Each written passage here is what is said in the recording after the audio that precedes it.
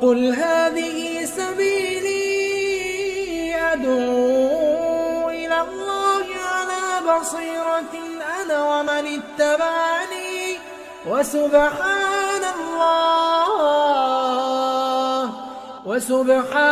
الله وما أنا من المشركين.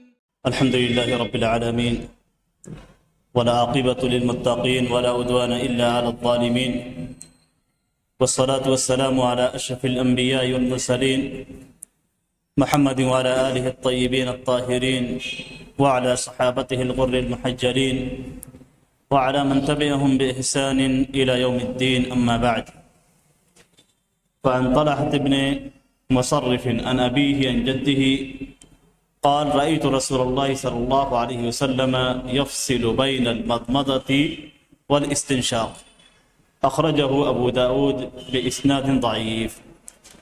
وعن علي رضي الله تعالى عنه في صفة وضوء النبي صلى الله عليه وسلم ثم تمضمض صلى الله عليه وسلم واستنشر ثلاثا يمضمض وينثر من الكف الذي يأخذ منه الماء، أخرجه أبو داود والنسائي. وعن عبد الله بن زيد رضي الله تعالى عنه في صفة الوضوء ثم أدخل صلى الله عليه وسلم يده فمضمض واستنشق من كف واحد يفعل ذلك ثلاثا، متفق عليه. محترم سامعین، آج کی جو احادیث ہمارے سامنے ہیں، جو ابھی آپ کے سامنے پڑھی گئی ہے، ان احادیث میں کلی کرنے اور ناک میں پانی ڈالنے کی کیفیت کو بیان کیا گیا ہے کہ کس طریقے سے کلی کیا جائے گا اور کس طریقے سے ناک میں پانی ڈالا جائے گا۔ اس کے اندر جو پہلی حدیث ہے وہ حضرت طلحہ بن مصرف، وہ اپنے والد سے روایت کرتے ہیں، وہ ان کے والد سے دادا سے روایت کرتے ہیں۔ وہ کہتے ہیں کہ میں نے نبی اکرم صلی اللہ علیہ وسلم کو دیکھا کہ آپ کلی اور ناک میں پانی ڈالنے کے درمیان فصل کرتے تھے، یعنی دونوں کو الگ الگ اور جدا جدا انجام دیتے تھے۔ اس حدیث کو امام ابو داود رحمہ اللہ نے ضعیف سند کے ساتھ روایت کیا ہے۔ دوسری حدیث ہمارے سامنے ہے حضرت علی رضی اللہ تعالیٰ عنہ کی۔ یہ نبی اکرم صلی اللہ علیہ وسلم کے وضو کی کیفیت کو بیان کرتے ہوئے کہتے ہیں کہ پھر نبی اکرم صلی اللہ علیہ وسلم نے کلی کی اور آپ نے 3 بار کلی کی اور ناک میں پانی ڈالا، ایسا آپ نے 3 بار کیا۔ آپ کلی کرتے تھے اور ناک میں پانی ڈالتے تھے اسی ہتھیلی سے جس سے آپ پانی لیتے تھے۔ اس حدیث کو بھی امام ابو داود رحمہ اللہ نے روایت کیا ہے اور اس کو امام نسائی رحمہ اللہ نے بھی اپنی کتاب کے اندر روایت کیا ہے۔ تیسری حدیث ہمارے سامنے ہے حضرت عبداللہ بن زید رضی اللہ تعالیٰ عنہ کی حدیث ہے، اور یہ حدیث مکمل طور سے پیچھے گزر چکی ہے۔ اس کے اندر وہ نبی اکرم صلی اللہ علیہ وسلم کے وضو کی کیفیت کو بیان کرتے ہیں کہ پھر نبی اکرم صلی اللہ علیہ وسلم نے اپنے ہاتھ کو داخل کیا، یعنی پانی کے اندر برتن میں داخل کیا، فمضمض واستنشق من کف واحد، تو آپ نے کلی کیا اور ناک میں پانی ڈالا۔ یہ دونوں کام آپ نے ایک ہتھیلی سے انجام دیا۔ یفعل ذلک ثلاثا، آپ نے ایسا 3 بار کیا۔ یہ متفق علیہ روایت ہے، یعنی اسے امام بخاری اور امام مسلم رحمہ اللہ نے روایت کیا ہے۔ اب آئیے ایک بار نظر ڈالتے ہیں ان احادیث پہ۔ احادیث کے اندر الفاظ الگ الگ ہیں جن کے الگ الگ معنی اور الگ الگ کیفیت نکلتے ہیں، یعنی الگ الگ صورتیں ان احادیث سے ہمارے سامنے آتی ہیں۔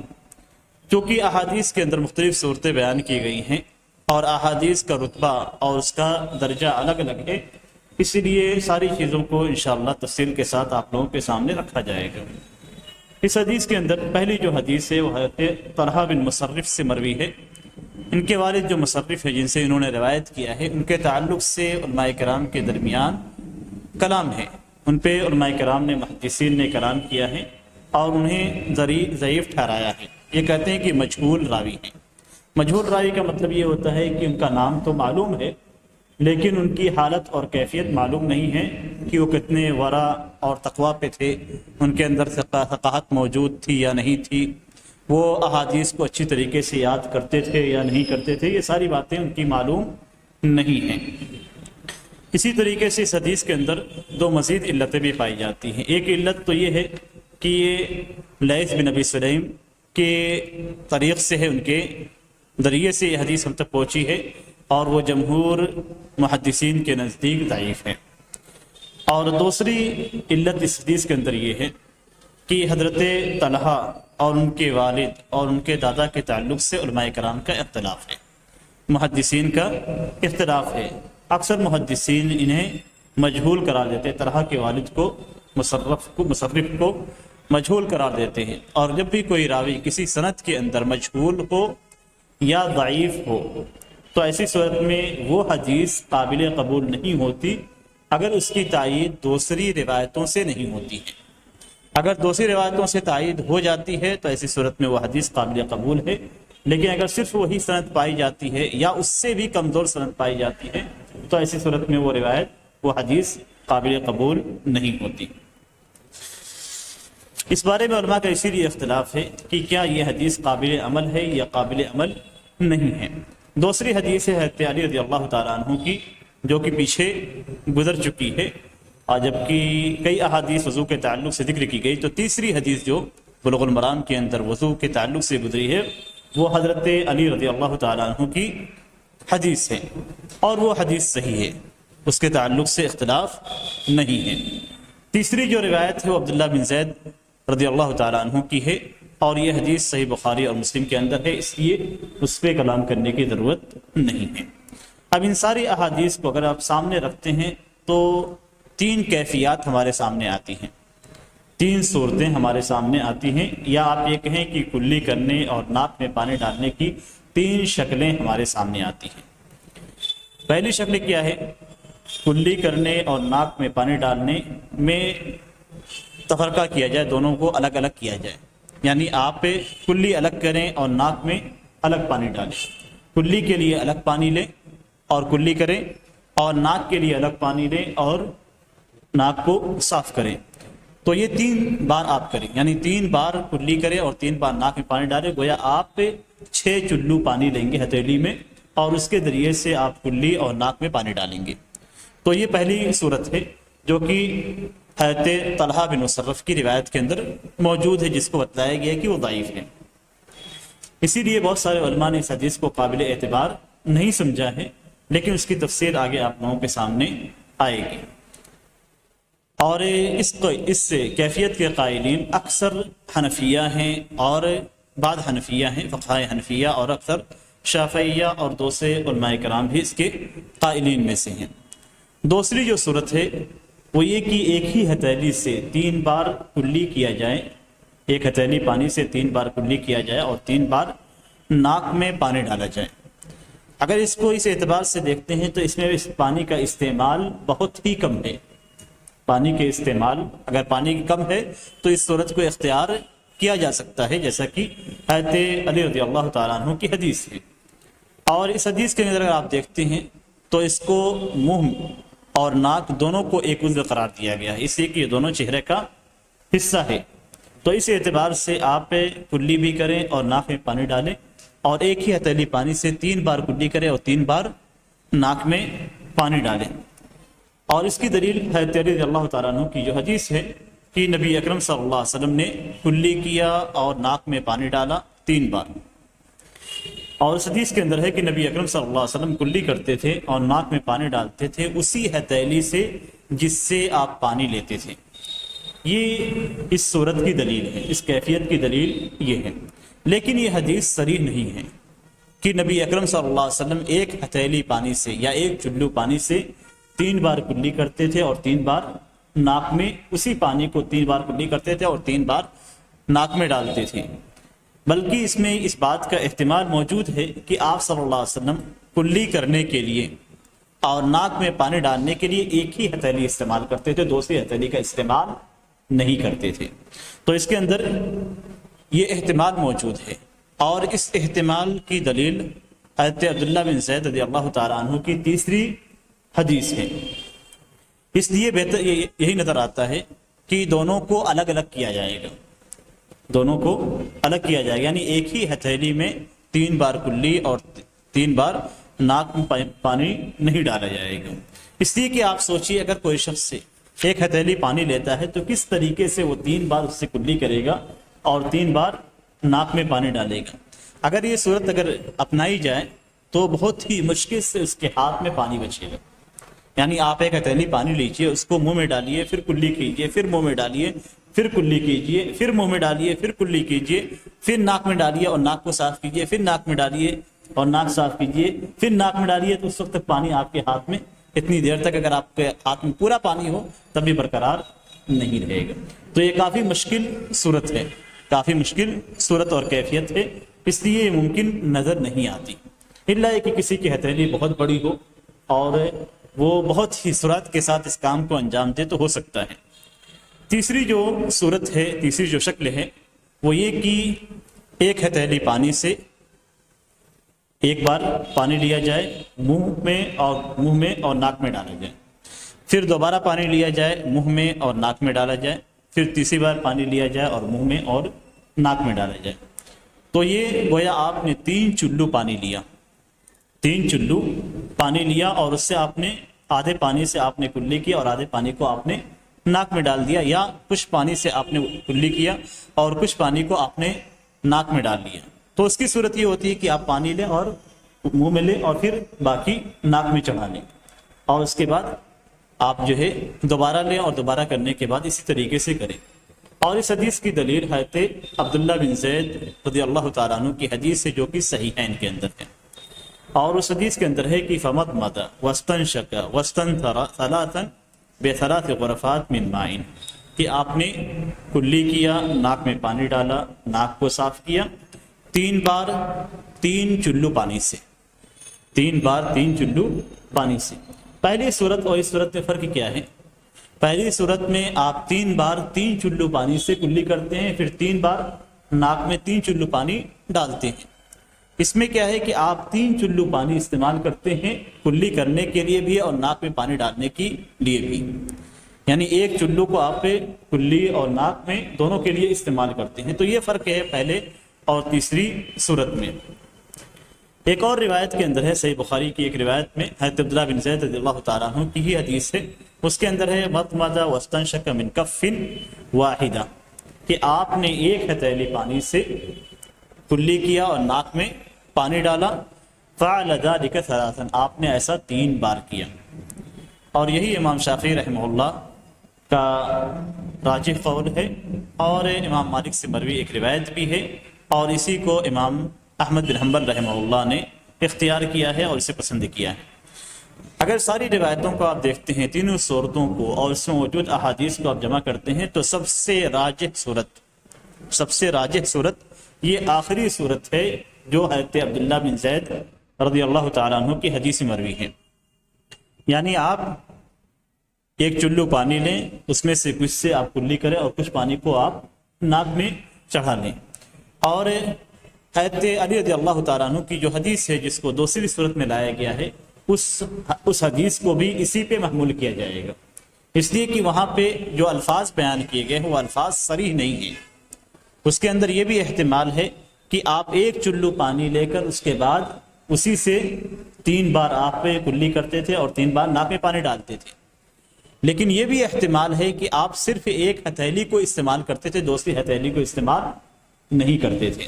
تو اس اعتبار سے اگر دیکھا جائے تو تیسری صورت سب سے راجح صورت نظر آتی ہے، اور پہلی صورت جسے عام طور سے استعمال کیا جاتا ہے یہ سب سے کمزور صورت نظر آتی ہے۔ لیکن صاحب عون المعبود نے، علامہ شمس الحق ردیم آبادی نے یہ اس بات کو ذکر کیا ہے کہ دوسری روایتیں ملتی ہیں جس سے معلوم ہوتا ہے کہ کلی کے لیے الگ پانی استعمال کیا جا سکتا ہے اور ناک میں ڈالنے کے لیے الگ پانی استعمال کیا جاتا ہے۔ گویا 6 چلو سے آپ کلی اور ناک میں پانی ڈال سکتے ہیں، اور اس سلسلے میں کئی احادیث ہیں۔ ابو وائل شقیق بن سلمہ کہتے ہیں کہ میں نے حضرت علی بن ابی طالب اور حضرت عثمان بن عفان رضی اللہ تعالیٰ عنہ کو دیکھا کہ وہ دونوں 3 بار وضو کرتے تھے، اور کلی کرنے کو ناک میں پانی ڈالنے سے علیحدہ کرتے تھے، یعنی کلی الگ کرتے تھے، ناک میں پانی الگ سے ڈالتے تھے. تو گویا 3 چلو پانی کلی کے لیے استعمال کرتے تھے اور 3 چلو پانی ناک میں ڈالنے کے لیے استعمال کرتے تھے. پھر حضرت علی رضی اللہ تعالیٰ عنہ اور حضرت عثمان رضی اللہ تعالیٰ عنہ نے وضو بنانے کے بعد یہ فرمایا کہ اسی طریقے سے ہم نے رسول اللہ صلی اللہ علیہ وسلم کو وضو کرتے ہوئے دیکھا ہے. تو گویا یہ جو کیفیت ہے، یہ جو صورت ہے، یہ صورت نبی اکرم صلی اللہ علیہ وسلم سے مروی ہے. اسی طریقے سے ابن ابی ملیکہ سے وضو کے متعلق پوچھا گیا تو انہوں نے کہا کہ میں نے حضرت عثمان بن عفان رضی اللہ تعالیٰ عنہ سے وضو سے متعلق سوال کیا. تو انہوں نے سوال کے جواب کس طریقے سے دیا؟ فدعا بماء، پانی منگایا. کبھی کبھی سوال کا جواب عملی طور پہ دیا جاتا ہے. ان سے سوال کیا گیا وضو کی کیفیت کے تعلق سے، تو انہوں نے پانی منگوایا اور پانی لایا گیا تو انہوں نے اپنے داہنے ہاتھ پہ پانی ڈالا، پھر اپنے ہاتھ کو پانی میں داخل کیا اور 3 بار کلی کی اور 3 بار ناک میں پانی ڈالا. تو 3 بار کلی کی اور 3 بار ناک میں پانی ڈالا. تو اس سے یہ معلوم ہوتا ہے کہ انہوں نے کلی کے لیے الگ پانی لیا اور ناک میں ڈالنے کے لیے پانی الگ لیا. اب ان دونوں روایتوں، دونوں روایتوں کو ملا لیں اور ساری کیفیات کو آپ لے لیں تو پہلی اور تیسری کیفیت، پہلی اور تیسری حالت، یہ دونوں حالتیں ثابت ہیں. تیسری حالت کو ہم راجح قرار دیں گے. راجح کہنے کا مطلب یہ نہیں کہ پہلی حالت غلط ہے، پہلی کیفیت اور پہلی حالت بھی درست ہے، البتہ دوسری حالت بالکل واضح نہیں ہے. اس لیے یا تو پہلی صورت اختیار کی جائے یا پھر آخری صورت اختیار کی جائے، اور آخری صورت اختیار کرنا یہ افضل ہے. یعنی 1 ہتھیلی پانی لے کر آپ اس میں سے کلی کریں اور ناک میں پانی ڈالیں، پھر دوسری ہتھیلی لیں، دوسرا چلو لیں اور اس کے بعد منہ میں ڈالیں اور ناک میں ڈالیں. اس طریقے سے تیسری بار کریں. یہ زیادہ افضل ہے کہ آپ الگ الگ کریں، اور افضل اس لیے ہے کہ یہ صحیح بخاری اور صحیح مسلم کے اندر مروی ہے. اور پہلی جو کیفیت ہے اس کیفیت کی تائید دوسری دلیلوں سے ہو جاتی ہے، اس لیے وہ کیفیت بھی ثابت ہے، وہ کیفیت بھی ثابت ہے جسے عام طور سے ہمارے یہاں اختیار کیا جاتا ہے. تو دونوں کیفیت ثابت ہے، دونوں کی دونوں سنت ہے، لیکن افضل تیسری کیفیت ہے. یعنی ایک ہی ہتھیلی پانی سے، ایک ہی چلو پانی سے ناک میں بھی ڈالا جائے اور پھر اسے منہ میں بھی ڈالا جائے اور پھر ناک میں بھی ڈالا جائے. یہ چند باتیں تھیں جو کلی اور ناک سے متعلق تھی.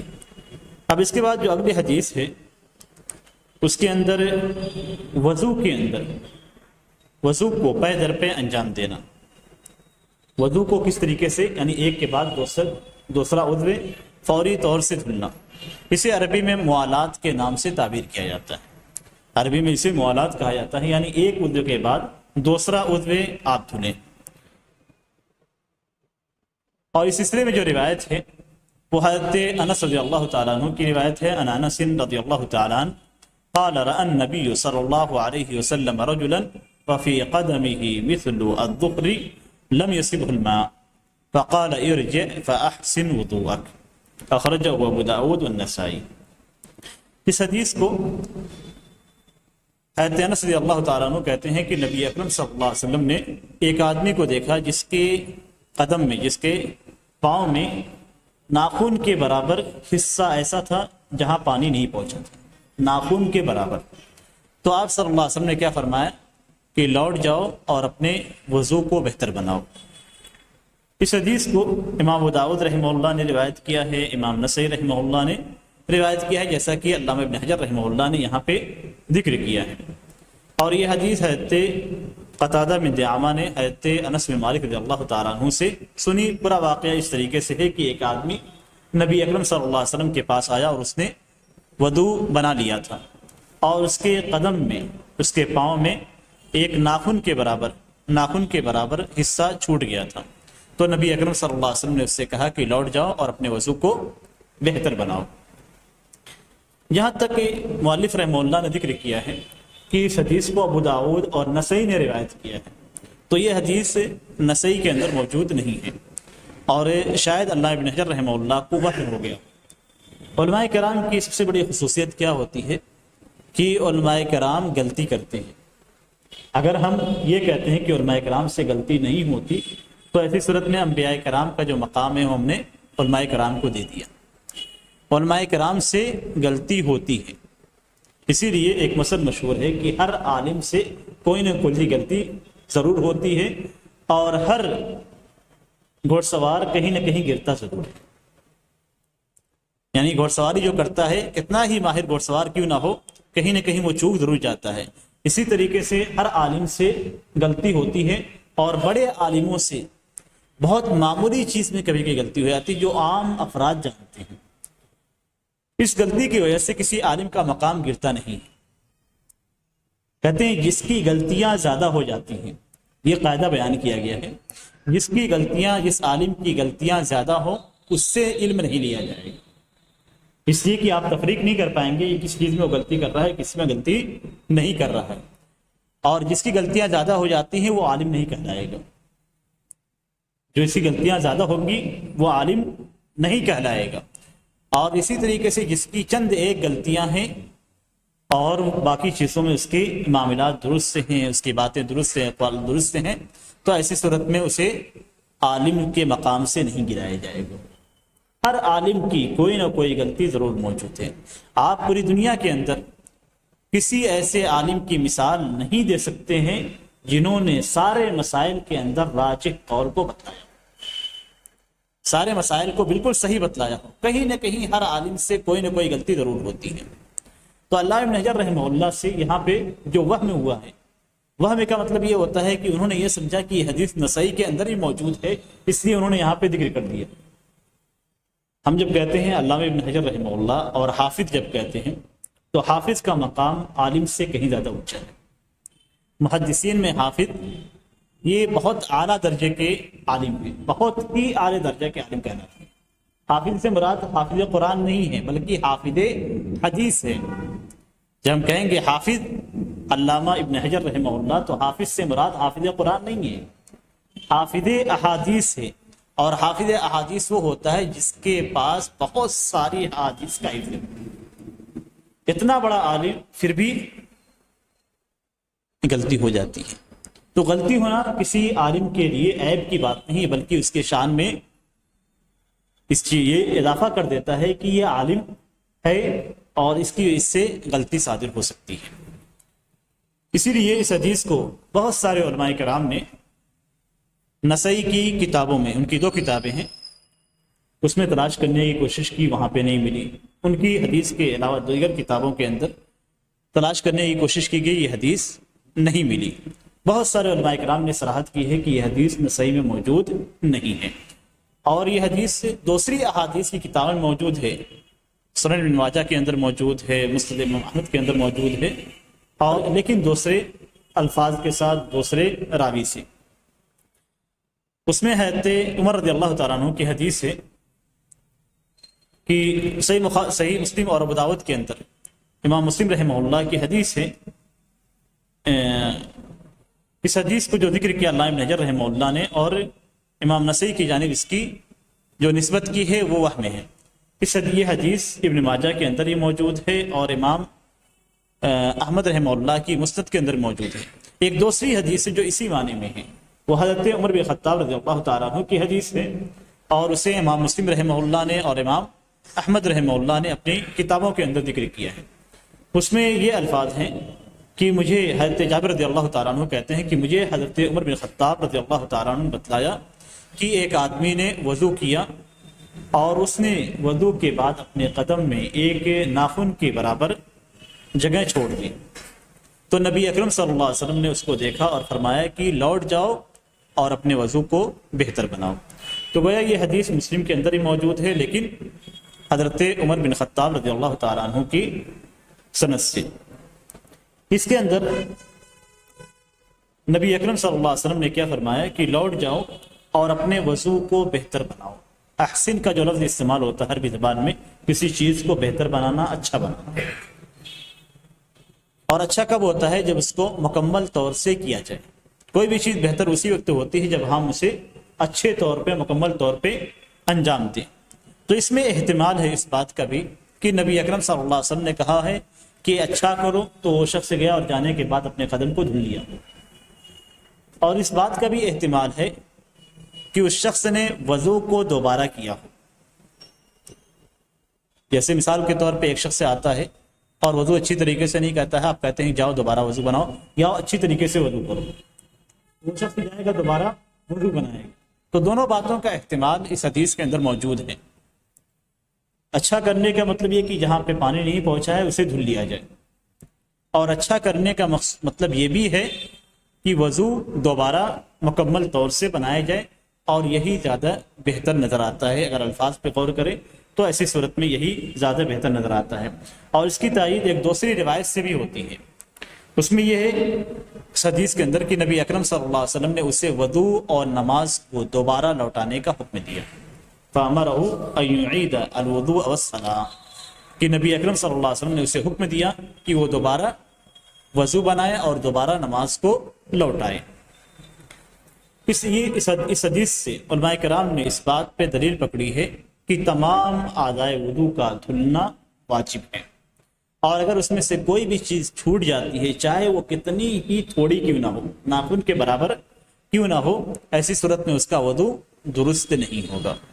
اس لیے کہ نبی اکرم صلی اللہ علیہ وسلم نے اس حدیث کے اندر جس شخص کو دیکھا اس کے قدم پہ پاؤں پہ صرف ایک ناخن کے برابر جگہ پہ پانی نہیں پہنچا تھا, تو آپ نے کہا کہ جا کر اچھا وضو بناؤ. اسی طریقے سے نبی اکرم صلی اللہ علیہ وسلم ایک سفر پہ تھے اور سفر کے اندر نماز کا وقت ہو گیا, لوگوں نے جلدی جلدی وضو بنایا, اور وضو بنانے کے بعد نبی اکرم صلی اللہ علیہ وسلم کے ساتھ جماعت میں شریک ہونے کی کوشش میں تھے, تو ایڑیوں کے کچھ حصے سوکھے رہ گئے. تو نبی اکرم صلی اللہ علیہ وسلم نے کیا فرمایا, وَيْلٌ لِلْأَعْقَابِ مِنَ النَّارِ کہ ان ایڑیوں کے لیے جہنم کی ویل ہے. تو یہ اتنی سخت وعید ہے, یعنی وضو میں اگر جان بوجھ کر آپ کسی حصے کو چھوڑ دیتے ہیں تو آپ کا وضو باطل ہے. نہ صرف وضو باطل ہے بلکہ آپ کی نماز بھی نہیں ہوگی, اور نہ صرف نماز نہیں ہوگی بلکہ آپ کے لیے وعید بھی ہے. یعنی اگر آپ وضو کو مذاق سمجھ رہے ہیں اور ایسے ہی جلدی جلدی آپ نے وضو بنایا اور آپ کا کوئی حصہ چھوٹ گیا اور آپ نے اس پہ دھیان نہیں دیا, یعنی آپ کی اپنی اجرت کی وجہ سے, یا آپ کو پرواہ نہیں ہے کہ آپ اعضائے وضو کو غور سے دیکھیں, بس پانی گراتے رہے, بات کرتے رہے, تو ایسی صورت میں یہ وعید جو نبی اکرم صلی اللہ علیہ وسلم کی جانب سے انتہائی سخت ہے کہ جو حصہ سوکھا رہ جائے گا اس کے لیے جہنم میں حصہ ہے, جہنم کا ایک حصہ اس کے لیے مختص کر دیا گیا. اسی لیے حضرت عمر رضی اللہ تعالیٰ عنہ ہمیشہ کہتے ہیں اسبغ الوضوء, وضو کو مکمل کرو, اچھی طریقے سے کرو. فإن ابا القاسم صلی اللہ علیہ وسلم قال ویل للأعقاب من النار, اس لیے کہ ابو القاسم صلی اللہ علیہ وسلم نے یہ فرمایا ہے کہ ایڑیوں کے لیے جہنم کیا ویل ہے. اور ویل کے تعلق سے بعد علماء کرام ذکر کرتے ہیں, بلکہ یہ چیز موجود بھی ہے کہ ویل جہنم کا ایک طبقہ ہے, جہنم کا ایک مخصوص حصہ ہے. اس حدیث سے اس بات پہ بھی دلیل پکڑی جاتی ہے کہ ہر وہ چیز جو جلد تک پانی پہنچنے سے مانع ہو, کوئی بھی ایسی چیز جو آپ کے بدن پہ ہو اور جلد تک پانی نہ پہنچتا ہو, اس کو دور کرنا آپ پر واجب ہے. چاہے وہ عورتوں کے لیے بالخصوص, چاہے وہ آٹا ہو, آٹا گوندتے ہیں ہمیشہ, پھر کسی حصے میں چپک جاتا ہے, اور چپکنے کے بعد پھر جب تک اس کو اچھی طریقے سے خرچ کر اس کا ازالہ نہ کیا جائے وہ جسم کے حصے پہ, جلد کے حصے پہ موجود رہتا ہے. اور یہ بالخصوص عورتوں کے لیے اس پہ دھیان دینے کی ضرورت ہے.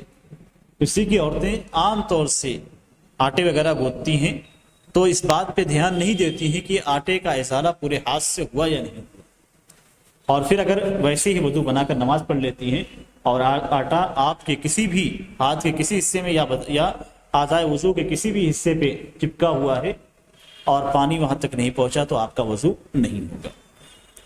اسی طریقے سے جو لوگ خاص طور سے پینٹ وغیرہ کرتے ہیں تو عام طور سے پینٹ کے جو چھینٹے ہوتے ہیں وہ ہاتھوں میں یا پیروں میں یا چہرے پہ کہیں پہ لگ جاتے ہیں, تو اس کا ازالہ کرنا ضروری ہے.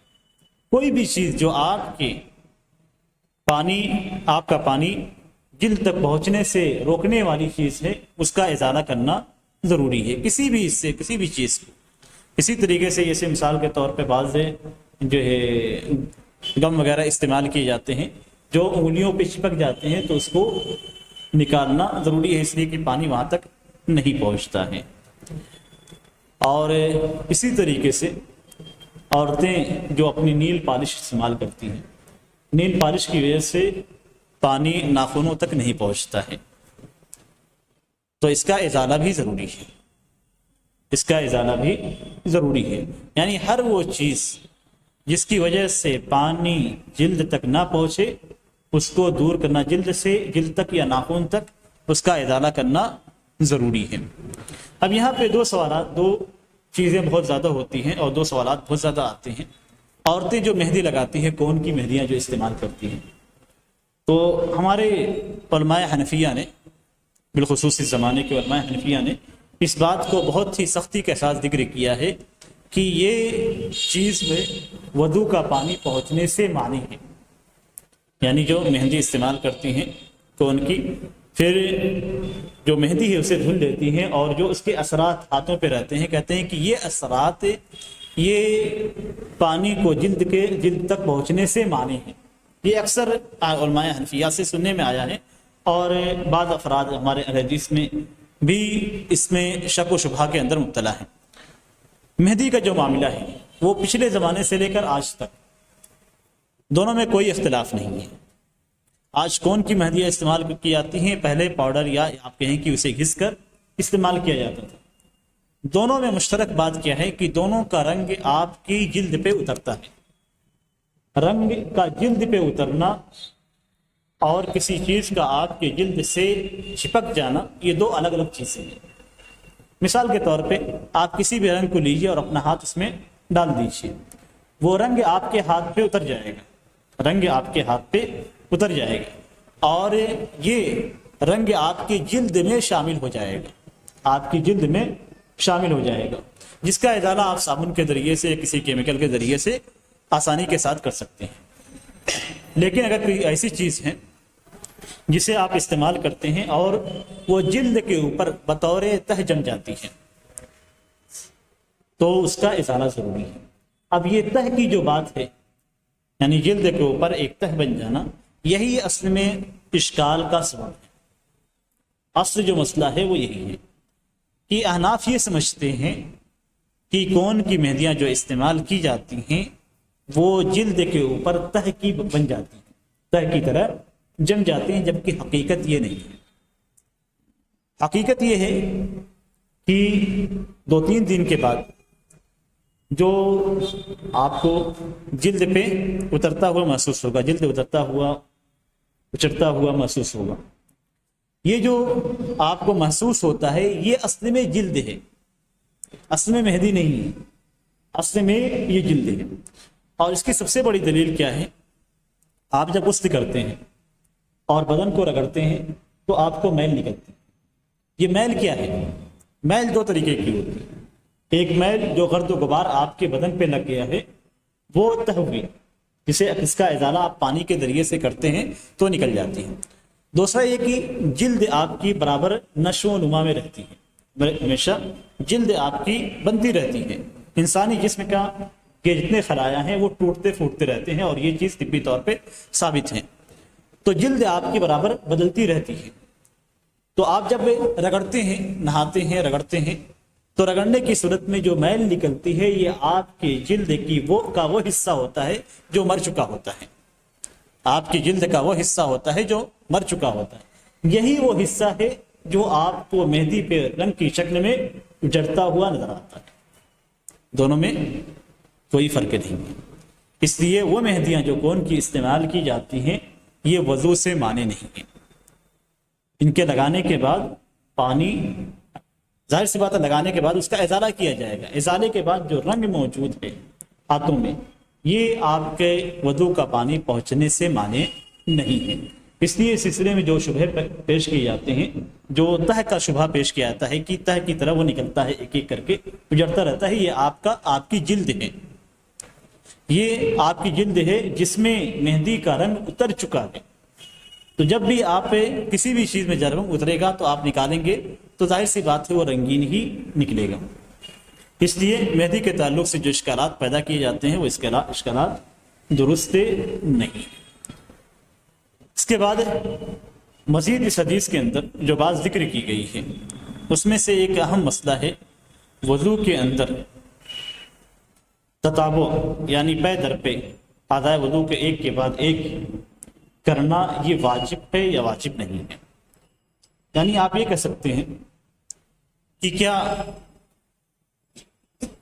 آپ نے ہاتھ دھل لیا تو اس کے بعد پیر کا دھلنا، فوری طور سے پیر کا دھلنا یہ ضروری ہے، یا ہو سکتا ہے کہ آپ کچھ وقفہ کرنے کے بعد اسے دھلیں. اس کو عربی زبان میں موالات کہا جاتا ہے. موالات کا مطلب یہ ہوتا ہے کہ ایک عضو کو دھلنے کے بعد اس کے بعد جو دوسرا عضو آپ کا دھلنا ہے اسے ایسے وقت میں انجام دیں کہ پہلا عضو سوکھ نہ جائے. اس میں جو قاعدہ بیان کیا جاتا ہے خاص طور سے وضو کے اندر کہ آپ دونوں کے درمیان اتنا لمبا وقفہ نہ رکھیں کہ پہلا جو حصہ آپ نے دھلا ہے وہ سوکھ جائے، وہ خشک ہو جائے. جیسے مثال کے طور پہ آپ نے وضو شروع کیا، نل کو کھولا، آپ نے وضو کیا کہ ہنیوں تک ہاتھ دھلا، دایاں ہاتھ دھلنے کے بعد پانی ختم ہو گیا. اب آپ پانی کی تلاش میں ادھر ادھر گھوم رہے ہیں اور کافی ٹائم ہو گیا، پانی آپ کو ملا لیکن اس وقت تک آپ کا یہ عضو سوکھ چکا تھا. تو کیا اب آپ دوسرا ہاتھ دھلیں گے یا نئے سرے سے وضو بنائیں گے؟ آپ دوسرا ہاتھ دھلیں گے یا نئے سرے سے وضو بنائیں گے؟ اسی کو عربی زبان میں موالات کہا جاتا ہے.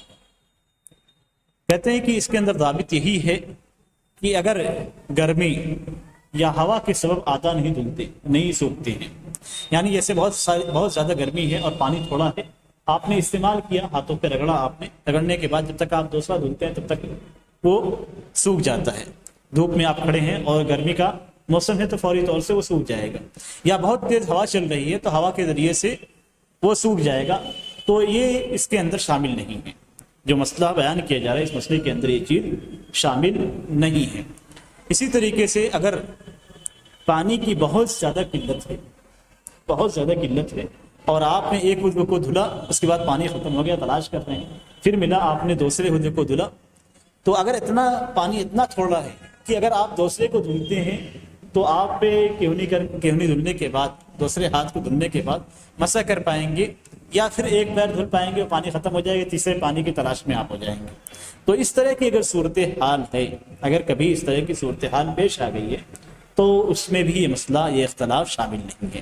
اس صورت میں آپ کا وضو بنانا یہ درست ہوگا. یہ کس صورت میں ہے؟ یہ عام حالات کے اندر ہے. عام حالات کا مطلب یہ کہ آپ نے وضو بنایا، ابھی وضو بنا رہے ہیں کہ آپ کے والدہ نے یا والد نے آپ کو بلا دیا، اور والدین جب بلاتے ہیں تو ان کا جواب دینا، حاضر ہونا یہ واجب. آپ چھوڑ کے چلے گئے اور پھر 2-4 منٹ 5 منٹ آپ بات کرتے رہے، آپ کا وضو سوکھ گیا. تب ایسی صورت میں پلٹ کر آئیں گے تو آپ دوسرے ہاتھ کو دھلیں گے یا پھر نئے سرے سے وضو بنائیں گے. یا اسی طریقے سے نل میں پانی چلا گیا، تھوڑی دیر کے بعد دوسرے نل میں پانی آیا، لیکن تب تک آپ کا وہ ہاتھ پہلا اس میں سوکھ چکا تھا. تو اس سلسلے میں علماء کرام کے 3 اقوال ہیں. پہلا قول یہ ہے کہ وضو کے اندر مطلقاً ایک کے بعد دوسرے عضو کو دھلنا یہ واجب ہے، اور آدمی اگر بھول جاتا ہے تو ایسی صورت میں بھی یہ ثابت نہیں ہوتا. جیسے ایک عضو اس نے دھلا اور اس کے بعد غافل ہو گیا، پھر کچھ مدت کے بعد یاد آیا کہ ارے میں نے ایک ہاتھ کو دھلا تو دوسرا بھی دھلا، یا ایک پیر کو دھلنے کے بعد دوسرا میں دھل نہیں سکا ہوں، تو اس صورت میں بھی یہ ثابت نہیں ہوتا، بھولنے کی صورت میں بھی ثابت نہیں ہوتا. اور اس کی دلیل کیا ہے؟ اس کی دلیل آیت وضو ہے. وضو کی آیت یا ایھا الذین آمنوا اذا قمتم الی الصلاۃ فاغسلوا وجوہکم وایدیکم الی المرافق. اس کے اندر کیا کہا گیا ہے کہ اے لوگوں، جب تم نماز کے لیے کھڑے ہو تو اپنے چہروں کو دھلو، اپنے ہاتھوں کو دھلو، مسح کرو اور اپنے پیروں کو دھلو. یہ باتیں ذکر کی گئی ہیں. یہاں پہ جو باتیں ذکر کی گئی ہیں اس ساری چیزوں کا تعلق ایک شرط سے ہے کہ جب نماز کے لیے اٹھو تو یہ انجام دو. اور جب متعدد چیزیں ایک چیز سے، ایک شرط سے متعلق ہوتی ہیں تو ایسی صورت میں سب کا حکم ایک ہوتا ہے. متعدد چیزیں اگر ایک شرط سے متعلق ہوں تو ایسی صورت میں سب کا حکم ایک ہوگا. یعنی جس طریقے سے حکم دیا گیا ہے چہرہ دھلنے کا، اس کے بعد ہاتھوں کو دھلنے کا، اس کے بعد مسح کرنے کا، اس کے بعد پیروں کو دھلنے کا، تو اس میں آپ فصل نہیں کر سکتے ہیں، اس کو الگ الگ نہیں کر سکتے ہیں، بلکہ سارے اعضاء کو ایک کے بعد ایک دھلنا ضروری ہوگا. دوسری جو دلیل ہے وہ جو حدیث ابھی ذکر کی گئی آپ لوگوں کے سامنے کہ نبی اکرم صلی اللہ علیہ وسلم نے ایک شخص کو دیکھا اور اس کے پاؤں کے اندر ایک ناخن کے برابر سوکھا پن تھا، تو آپ نے دوبارہ وضو کرنے کا آپ نے کہا کہ اچھی طریقے سے وضو بناؤ. اور دوسری روایت کے اندر ہے کہ آپ نے حکم دیا کہ وضو اور نماز کو دوبارہ انجام دو. تو اگر پہلی حدیث کو دوسری حدیث پہ محمول کر دیا جائے، یعنی پہلے کے اندر صرف یہ کیا ہے کہ اچھی طریقے سے وضو بناؤ، دوسرے کے اندر وضو لوٹانے کا حکم دیا گیا ہے، تو اچھے کا معنی کیا ہے اگر دوسری حدیث سے لے لیا جائے تو ایسی صورت میں بالکل واضح ہو جائے گا کہ نبی اکرم صلی اللہ علیہ وسلم نے دوبارہ وضو کرنے کا حکم دیا ہے. اور اگر پہلے کو لیا جاتا ہے تو ایسی صورت میں وضو کا لوٹانا واجب نظر نہیں آتا. تیسری جو دلیل ہے وہ یہ کہ جتنے صحابہ کرام نے نبی اکرم صلی اللہ علیہ وسلم کے وضو کی کیفیت کو بیان کیا ہے، ان سارے صحابہ کرام نے اس بات کا ذکر کیا ہے کہ نبی اکرم صلی اللہ علیہ وسلم نے ایک وضو کے بعد دوسرے وضو کو فوری طور سے دھلا ہے، دونوں کے درمیان آپ نے وقفہ نہیں رکھا. تو یہ سب سے بڑی دلیل ہے کہ نبی اکرم صلی اللہ علیہ وسلم کا عمل سنت کے حدیث قرآن کی آیت کے مطابق تھا. چوتھی چیز ہے کہ وضو ایک عبادت ہے، اور عبادت کے اجزاء میں اگر فرق کیا جائے گا تو وہ عبادت باطل ہو جاتی ہے. اور اس کی مثال بھی آپ سمجھ سکتے ہیں، جیسے نماز آپ پڑھتے ہیں، نماز 4 رکعت ہے، تو گویا نماز کے اعضاء کتنے ہوئے؟ 4 رکعتیں ہوئی، 1 رکعت، 2 رکعت، 3 رکعت، اس کے بعد چوتھی رکعت. تو 4 رکعتیں یہ ایک عبادت کے اجزاء ہوئے. تو اگر 3 رکعت پڑھنے کے بعد وقفہ کر لیا جائے پھر 1 رکعت پڑھا جائے تو کیا نماز درست ہوگی؟ درست نہیں. تو اسی طریقے سے وضو ایک مستقل عبادت ہے جس کے اجزاء میں ہاتھوں کا دھلنا، چہرے کا دھلنا، ہاتھوں کا دھلنا، مسح کرنا اور پیر کا دھلنا، یہ سارے اعضاء بالترتیب جیسا کہ حدیث کے اندر موجود ہے نبی اکرم صلی اللہ علیہ وسلم نے بلا وقفہ انجام دیا. تو اسی طریقے سے جس طریقے سے ہم نمازوں کی رکعات کو الگ الگ کر کے وقفے کے ساتھ انجام نہیں دے سکتے ہیں، اسی طریقے سے وضو کی عبادت کو بھی ہم الگ الگ وقفے کے ساتھ انجام نہیں دے سکتے. اس سلسلے میں جو دوسرا قول ہے وہ یہ کہ ایک کے بعد دوسرا بلا وقفہ کرنا یہ سنت ہے، واجب نہیں ہے. اور ان کی بھی دلیل آیت وضو ہے. اس کے اندر یہ کہا گیا ہے کہ اللہ تبارک تعالیٰ نے ان اعضاء کو دھلنے کا حکم دیا ہے، جس طریقے سے بھی دھل لیا جائے یہ جائز ہوگا. یہ کہتے ہیں کہ جس طریقے سے بھی ان اعضاء کو دھل لیا جائے یہ جائز ہوگا، چاہے آپ ایک ساتھ دھلیں یا وقفے سے آپ دھلیں. لیکن اگر اس طرح کا معاملہ ہوتا ہے، آیات کے اندر اگر اس طرح کی کوئی کیفیت ذکر ہوتی ہے یا عموم پایا جاتا ہے جس میں دونوں صورتیں داخل ہو سکتی ہیں، تو اس طرح کی چیزوں کو احادیث سے سمجھا جاتا ہے. نبی اکرم صلی اللہ علیہ وسلم کے عمل سے ہم اس کو آسانی کے ساتھ سمجھ سکتے ہیں. کہتے ہیں کہ وضو، دوسری جو دلیل لیتے ہیں، کہتے ہیں کہ وضو یہ 2 طہارتوں میں سے ایک ہے. طہارت 2 طریقے سے ہے، ایک طہارت کبریٰ کہلاتی ہے، ایک طہارت صغریٰ کہلاتی ہے. یا آپ طہارت کا جب بھی لفظ فقہا کے یہاں پائیں گے تو طہارت کا معنی یہ طہارت نہیں ہے جس میں استنجا کرنا، یہ ساری چیزیں، آخر یہ ساری چیزیں طہارت کے اندر ہیں. لیکن طہارت سے مراد کیا ہوتا ہے؟ وضو یا غسل، وضو یا غسل. تو کہتے ہیں جس طریقے سے غسل کے اندر کوئی ترتیب نہیں ہے، وقفے کے ساتھ آپ غسل کر سکتے ہیں، یعنی کہ ایک عضو کو دھلنے کے بعد دوسرا عضو وقفے کے ساتھ دھل سکتے ہیں، اسی طریقے سے وضو کے اندر بھی آپ کر سکتے ہیں. تیسرا جو قول ہے وہ یہ کہ اگر آپ کو یاد ہے تو ایسی صورت میں بالترتیب اور پے در پے انجام دینا یہ واجب ہے. لیکن اگر آپ بھول گئے ہیں، یعنی آپ وضو بناتے ہوئے بھول گئے، تو ایسی صورت میں ساقط ہے. یعنی جو ایک کے بعد دوسرا بلا وقفہ کرنا ہے، اگر آپ کو یاد ہے تو ایسی صورت میں آپ پہ کرنا ضروری ہے، اور اگر آپ بھول گئے ہیں تو ایسی صورت میں آپ پہ کرنا واجب نہیں ہے. اور یہی امام مالک رحمہ اللہ کا قول ہے، اور اسی کو شیخ الاسلام ابن تیمیہ رحمہ اللہ نے اختیار کیا ہے۔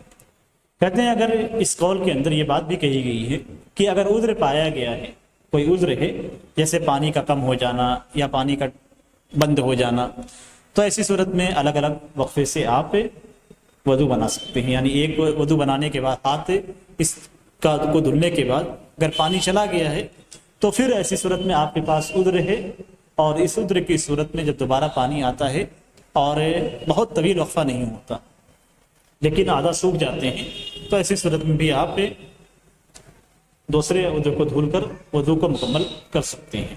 اور ان کی دلیل یہ ہے کہ نبی اکرم صلی اللہ علیہ وسلم کی حدیث ہے کہ وہ شخص جو بھول جاتا ہے اس سے قلم کو اٹھا لیا گیا، یعنی وہ اس سے معاف کر دیا گیا ہے۔ نبی اکرم صلی اللہ علیہ وسلم فرماتے ہیں ان اللہ تجاوز لی عن امتی الخطا والنسیان فما استکرہوا علیہ، کہ اللہ تبارک تعالیٰ نے میری امت سے غلطی کو یعنی بھول چوک اور بھول جانے کو اور اسی طریقے سے جس میں ان پہ انہیں مجبور کیا جائے ان چیزوں کو اللہ تبارک تعالیٰ نے معاف کر دیا ہے۔ اور یہی سب سے راجح قول نظر آتا ہے کہ اگر آپ کو یاد ہے تو ایسی صورت میں آپ کے اوپر کرنا واجب ہے، اور اگر آپ بھول گئے ہیں تو ایسی صورت میں بھولنے کی صورت میں واجب نہیں ہے۔ اور اسی پہ ساری دلیلیں، جتنی بھی دلیلیں حضرت انس رضی اللہ تعالیٰ عنہ کی حدیث ہے، حضرت عمر رضی اللہ تعالیٰ عنہ کی حدیث ہے، حضرت خالد بن معدان کی روایت ہے، ان ساری روایتوں کا مجموعہ اور حاصل اسی قول کے اندر پایا جاتا ہے، اور اسی کو علامہ ابن تیمیہ رحمہ اللہ نے راجح قرار دیا ہے۔ اس کے بعد ایک دوسری حدیث ہے، اور اس حدیث کے اندر ایک دوسرا پہلو بھی ہے، اور وہ یہ کہ اگر مسلمان اپنے بھائی سے کسی بھی قسم کی کوتاہی دیکھتا ہے، اپنے بھائی کے اندر کسی بھی قسم کی کوتاہی دیکھتا ہے، تو ایسی صورت میں اس کے اوپر واجب ہے کہ اسے تنبیہ کرے، وہ کوتاہی وضو کے اندر ہو، نماز کے اندر ہو، دوسری عبادتوں کے اندر ہو، یا آپسی معاملات کے اندر ہو، تو ان ساری جب مقامات پہ وہ اپنے بھائی کو تنبیہ کرے اور انہیں بتلائے کہ یہ تم غلطی کر رہے ہو، اس لیے کہ نبی اکرم صلی اللہ علیہ وسلم نے یہاں پہ دیکھا اور دیکھنے کے بعد اس کو نصیحت کی تنبیہ کی، اور یہی اللہ تبارک تعالیٰ کے فرمان کے اندر بھی ہے وَتَعَاوَنُوا عَلَى الْبِرِّ وَالتَّقْوَىٰ، بھلائی اور تقویٰ کی باتوں پہ، ان کے ان کاموں کے اندر آپس میں تعاون کرو۔ اس کے بعد ایک دوسری حدیث ہے، اور یہ حدیث سے اس حدیث کا ایک حصہ پیچھے گزر بھی چکا ہے، یا آپ یہ کہیں کہ اس حدیث سے جو مسئلہ ہمیں ملتا ہے اس کا ایک حصہ پیچھے گزر چکا ہے۔ یہ حضرت انس رضی اللہ تعالیٰ عنہ کی حدیث ہے کہ کان رسول اللہ صلی اللہ علیہ وسلم یتوضأ بالمد ویغتسل بالساع الی 5 امداد، کہ رسول اللہ صلی اللہ علیہ وسلم ایک مد پانی سے وضو بنایا کرتے تھے۔ پیچھے ایک دوسری حدیث گزر چکی ہے، اس میں یہ ہے کہ آپ نے 2/3 مجھ سے وضو بنایا۔ یہاں پہ کیا ہے اس حدیث کے اندر کہ نبی اکرم صلی اللہ علیہ وسلم اور حضرت انس رضی اللہ تعالیٰ عنہ نبی اکرم صلی اللہ علیہ وسلم کے خادم ہیں، تو خادم اپنے مالک کے تعلق سے جو باتیں بتلائے گا وہ چیزیں زیادہ معتبر ہوتی ہیں، اور گویا ایک عملی چیز جسے اس نے دیکھا ہے اسے وہ بیان کر رہا ہے۔